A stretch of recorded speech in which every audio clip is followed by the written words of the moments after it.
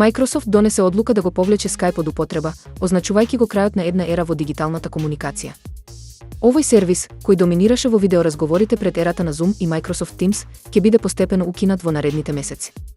Причината за оваа одлука е опаѓањето на бројот на корисници и фокусот на Microsoft кон Teams, кој се користи за деловна комуникација. Корисниците ќе добијат известување за миграција на нивните контакти и податоци кон новите платформи.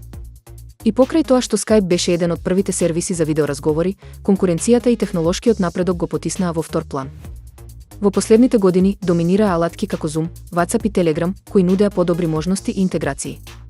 Microsoft најавува дека официјалното затворање на Skype ќе се случи до крајот на годината, но точниот датум се уште не е објавен. Корисниците се советуваат навреме да ги префрлат своите контакти и податоци за да избегнат загуби. Јужнокорејскиот технолошки гигант Samsung официјално ги представи новите модели од серијата Galaxy A56 5G, A36 5G и A26 5G. Овие уреди доаѓаат со напредни функции базирани на вештачка интелигенција, кои ги подобруваат перформансите и корисничкото искуство. Новите смартфони нудат подобрени камери, оптимизирано траење на батеријата и побрзи процесори, а сето тоа по пристапни цени. Со поддршка за 5G мрежи, тие се насочени кон помладата публика која бара квалитет и брзина по разумна цена.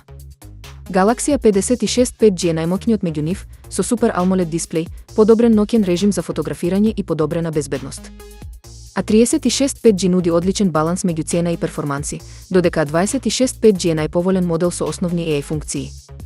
Со оваа линија, Samsung продолжува да ги проширува можностите на вештачката интелигенција во своите уреди, правејќи ги достапни за поширок круг корисници.